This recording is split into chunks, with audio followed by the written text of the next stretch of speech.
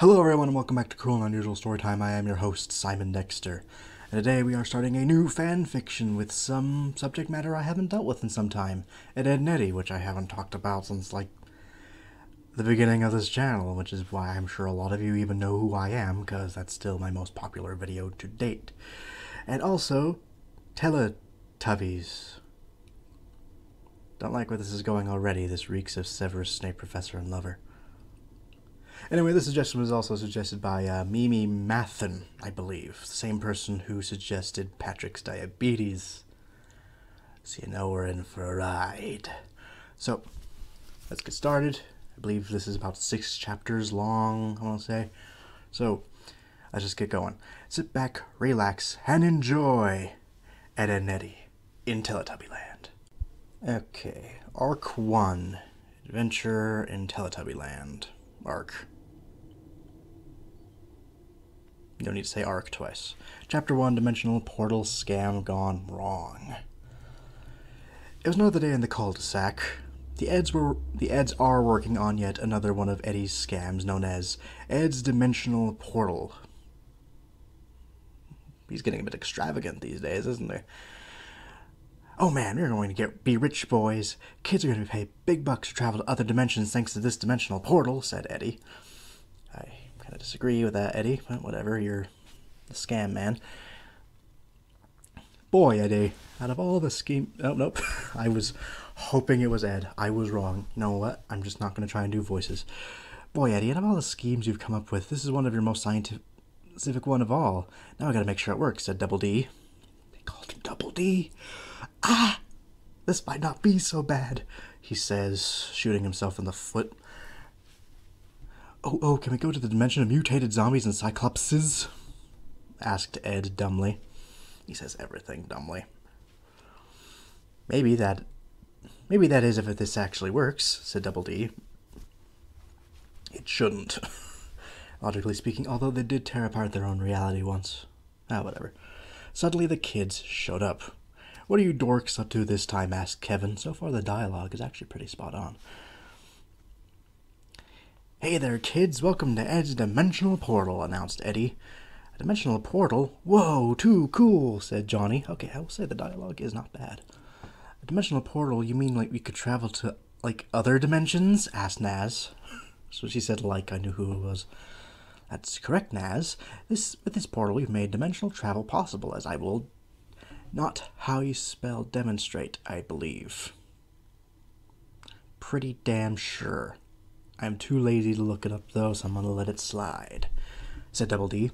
Double D turns on the portal, and it created a spiraling vortex within the rings. Whoa, said Johnny. Neato, said Sarah. That's actually something she says. I'm actually rather proud. I think my only thing is Double D is just the word double, and it's not the D-E-E, it's just double with the letter D, normally. That's how I spell it, anyway. Holy mackerels, it looks really futuristic, said Jimmy. Oh, holy mackerels. Not how you spell mackerel, I don't think. That's just me, though. Oh, this isn't... Oh, this doesn't have enable editing, that's why it's not showing me anything. Yes. Rolf is impressed by this fancy thingamajiggy.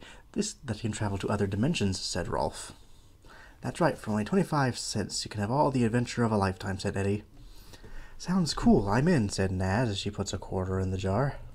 I will say this actually isn't god-awful. Me too, said Sarah as she puts a quarter in the jar.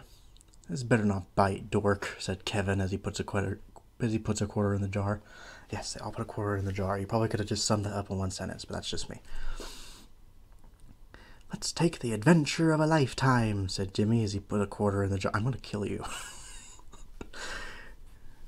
Yes, entertain Rolf as I cannot do his accent. I'm really curious of how the fuck he does that accent, because it's difficult. Yes, entertain Rolf. He's curious what lies beyond our universe, said Rolf as he puts a quarter in the jar. I swear to God. We're going on a dimensional trip, buddy. Whoa, said Johnny as he puts a quarter in the jar. Oh, Plank forgot to pay. Alright, time to travel to another dimension, kids. Double D, set our coordinates, said Eddie. Roger that, Eddie, said Double D as he was about to type in the coordinates, but then Ed interfered. Oh, I know where to go, said Ed as he began pushing random buttons. Ed, wait, you don't know where you're taking us, said Double D. Sure I do, said Ed. This had better be good, I swear to God. As Ed was pushing the buttons, the portal began to spark. Uh-oh, said Ed. Ed, you idiots, you overload it, said Eddie. The English is a bit ugh, but like I said, the dialogue isn't awful. I'm pretty sure the Teletubbies will ruin everything. I'm just waiting for it to go bad. I've been led into a false sense of security before, you know. Oh my, said Double D. The portal activated and sucked the Eds and the kids in. Ed, yelled Eddie and Double D as they were sucked into the portal. Uh-oh. Ah! Screamed Ed as he was sucked into the portal. Ah! Screamed the kids as they were too sucked into the portal. Sucked into the portal. Sucked. Thank you. The portal then closed and was destroyed because of the gravitational force. Yeah, it mostly says shitty English, but otherwise. Meanwhile, inside of the dimensional pathway. Ah! Screamed everyone as they were still being sucked in by the strong gravitation force. Don't get me started.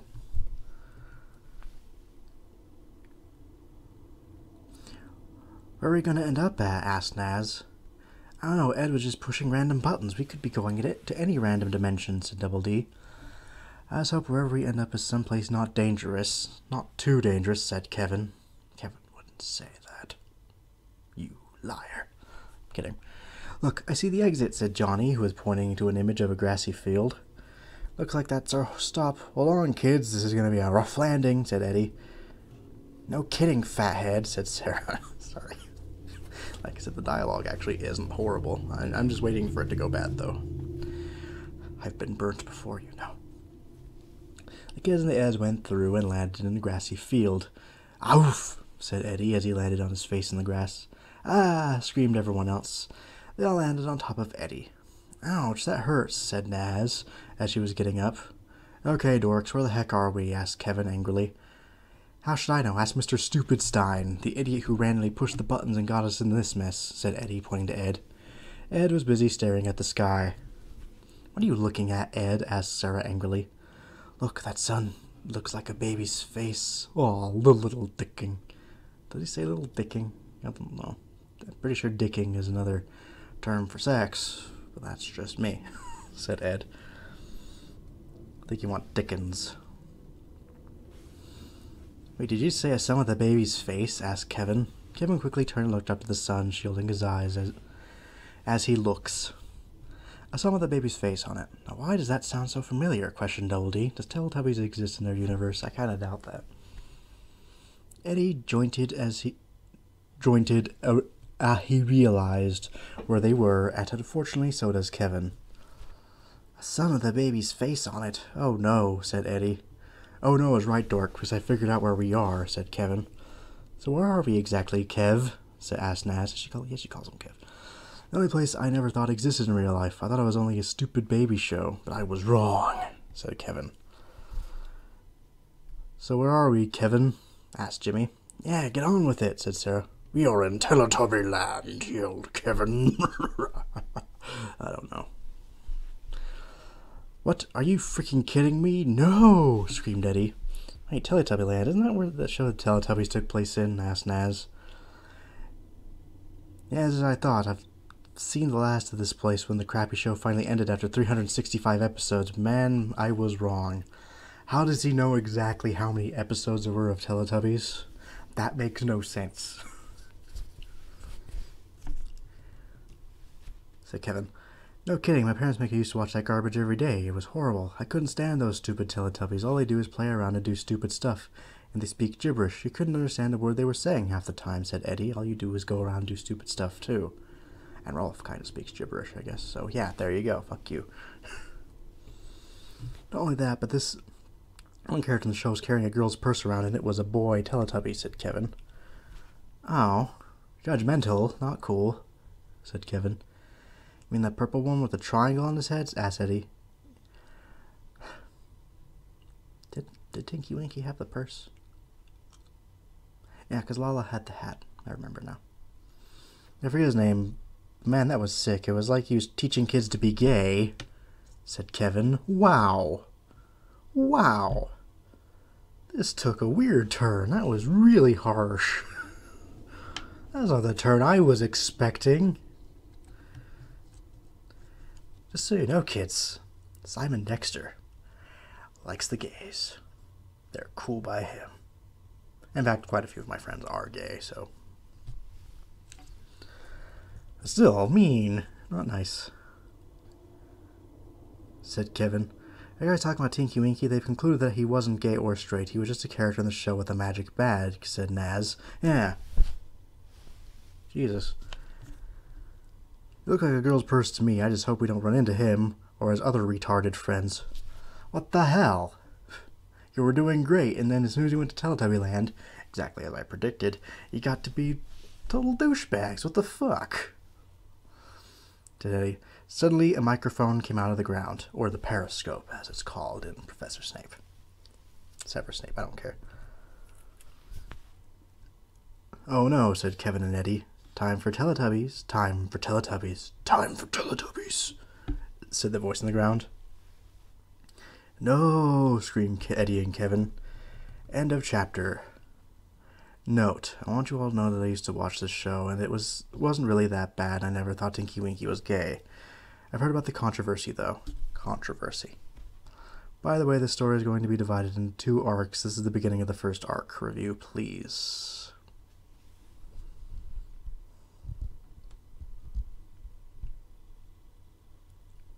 Well, that was ridiculously short.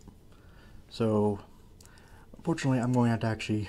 Because what I did is I sort of copied and pasted it onto a Word document so I could read it and have my camera not stutter and freeze up like it tends to do when I read anything on the internet these days. Because fuck this computer. So, but I don't want this episode to be that short. So I'm just going to do my best. If it stalls or stutters, please forgive me. I think I figured out a way how to make it not do it as much. Like, if I just don't read while I'm scrolling, it shouldn't be much of an issue, but... We'll see. We'll see. Yeah, I'm not freezing. Okay, sorry about that. So let's just resume. Didn't think I'd be reading 2 chapters today, but whatever. Okay, Arc 1, Chapter 2, Time for Teletubbies. Updated. Also, can I just say that stupid fucking excuse? I want to cover that right now just because I'm here. That excuse note at the end of Chapter 1 was bullshit. It's like, if it didn't bother you that much... Why are you writing about it? That's just stupid. And frankly, I think you're just trying to cover your ass. I don't really think you believe in what you wrote in that note. Anyway, resuming. Okay, the kids and Eds have landed in Teletubby Land, and the announcer has announced that it's time for Teletubbies. How will the Eds and kids handle the situation? Find out now. He didn't write that, but whatever. Wait, it's time for Teletubbies? Really? Asked Jimmy. Jimmy seems like the kind who would actually like the Teletubbies. That's why I like him. Because he's an adorable little nerd. Unfortunately, yes. Ugh. Suddenly 4 baby-faced aliens appeared on what was large and purple. 4 baby-faced aliens appeared. On was large and purple. Oh, okay. They just didn't spell one right. One was large and purple with a upside-down triangle on his head. The second was green with a straight antenna on his head. The third was yellow with a twisted antenna on her head. And the last one was short and red with a bubble wand on her head. We will never truly know the sexes of Poe or Dipsy because they keep switching them every story I read. Then the Teletubby song started playing. I'm not reading the entire Teletubbies theme song. Okay, I'm just gonna scroll down now. If it'll let me. Yep, there I go, see? I'm freezing. I'm freezing.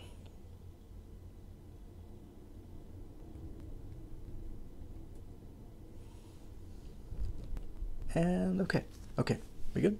We good. Resuming. So the Teletubbies ran after the theme song ended. The microphone came up again. Where have the Teletubbies gone? Said the voice in the microphone. We will never truly know. That is an enigma. Back to the Eds and kids, Kevin and Eddie were not really happy about the situation. Okay, dorks, I'm not about to stay in this retarded world. Not nice, Kevin. And as you all know, I hate it when characters in kids shows start talking like adults out of nowhere. Well, so take us back to our dimension now before I pound you, said Kevin angrily. Dorky world would have been better. That would have been Kevin. Maybe that's just me. You heard, Shovel Chin. Take us back, Double D, said Eddie. Bad news, I can't, said Double D. What do you mean we can't? Asked Eddie. Thanks to Ed's fooling around with the control panel, the portal is broken, which means I can't get us back home, said Double D. What are you telling me, we're stuck in this dimension? Asked Kevin. I'm afraid so, said Double D. Kevin facepalmed. Way to go, Lumpy. Thanks to you, we're stuck in this dimension, yelled Eddie. I am sorry, Eddie. It was an accident, said Ed. I should stop doing his voice. I can't even do it right. Oh, come on, people. Cheer up. It's... Oh, come on. Cheer up. This place isn't that bad. I say we explore. I mean, we are in a different dimension here, and this place doesn't seem all that dangerous, said Naz. Naz girl is right. We must explore this new land. Urban Rangers, yelled Rolf. Yes, Ranger Rolf, said Johnny. Today we are exploring this newfound land to see if we can find anything valuable here, said Rolf. I want to rob them fucking blind. Oh, my sister's alarm clock, that's what I'm hearing. Yes, sir, said both Johnny and Jimmy. Now, Rangers, onward, said Rolf. So Rolf and the Urban Rangers began to explore while everyone else is still trying to figure out what to do. Should have known, Rolf, those urban losers would start doing their scouting here, said Eddie. Never mind them, Eddie. The bigger question is now, with the portal destroyed, how are we going to live our new life here, asked Double D. Not how are we going to get back, but how are we going to live our life here? Don't like where this is going at all. What makes you think I'm going to be living here? Asked Eddie angrily. Thank you, Eddie. Think about, we have no way of getting home, and so we got to live the rest of our lives here now, said Double D. They have a sentient vacuum. Maybe they could figure something out. I'm just saying. I think he's sentient, isn't he? He has eyes, right?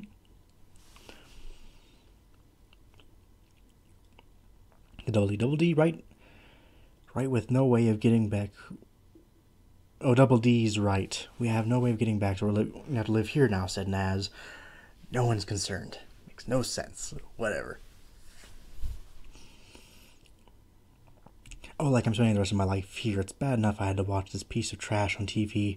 Now I have to live in this world of that show. No way am I going to find a way out of here. You guys can spend the rest of your lives here if you wish. But as for me, I'm going to try and find a way out of this place. So goodbye, said Kevin. And good luck, Kevin. Sincerely. Like, I think it's dumb that they're not as concerned as they should be, but Kevin actually thinking he's going to find a way out on his own, that's also ridiculous. Kevin heads out to try to find a way out. Thank you. I'm not staying here either. Okay, Kev, wait up, said Eddie as he ran after Kevin. Well, since we're here, might as well find the Teletubby cave, said Double D. Good idea, said Naz. Might as well, said Sarah. Me too, I'm getting hungry, said Ed. And so Naz, Sarah, Double D, and Ed headed towards the Teletubby cave. Meanwhile, in the Teletubby cave, I'm waiting for the crazy sex satanic shit to kick in. Gotta scroll. Get shit off right. Oh, there it is.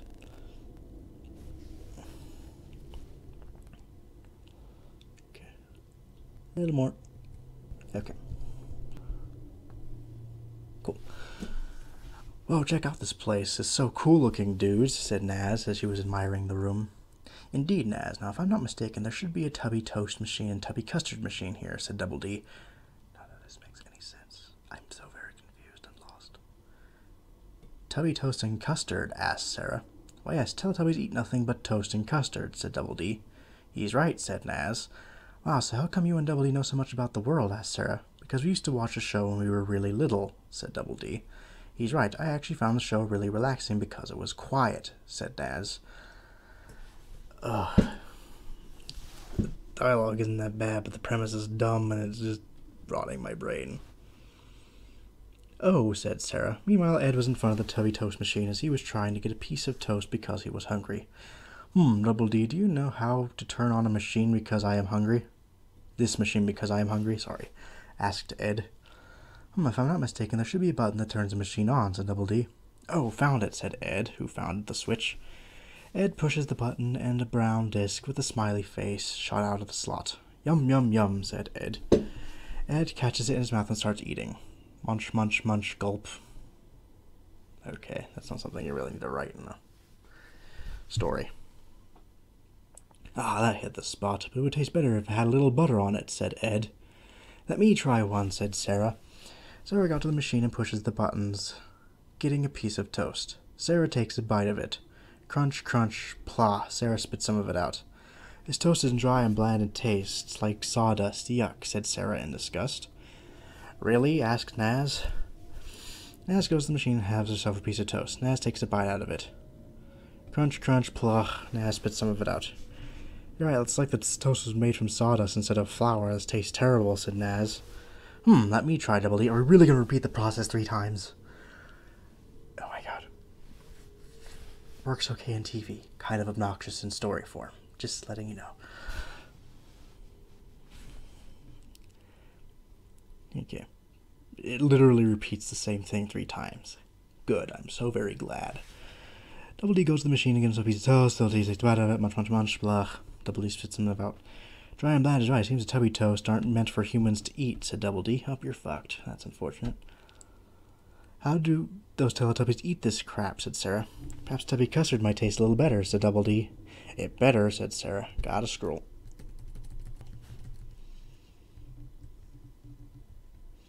Scroll. Okay. I can already see the end, man. These are short. So they headed for the Tubby custard machine where they found some clear bowls on the stand. Guess you put the custard in these, said Sarah, holding a bowl. I can't believe they're totally just taking all these guys' food. I guess it's probably unlimited, but still. It's kind of rude. And that must be the pump that releases the custard, said Naz, pointing to a pump. Well, what are you waiting for? Give me some, said Sarah. Okay, give me a second, said Naz. Naz starts to pump the custard into a bowl. Okay, so how do we eat this stuff anyway, asked Sarah. It's custard. Fucking figure it out. Custard is a real food. I'll tell Teletubbies drink the custard with a straw, which is part of the bowl, said Naz. That's right, the custard is a drink, said Double D. Oh yeah, I see the straw, said Sarah. Oh my god, this is getting so... I'll just keep reading. I can see the end. Let's take a drink, said Ed. Ed began sucking down the custard, and in about 20 seconds it was gone. Slurp, that hit the spot, said Ed. Must have been thirsty. Okay, shall we drink, said Double D. Don't trust Ed's taste buds. You've already learned this lesson like 5 seconds ago.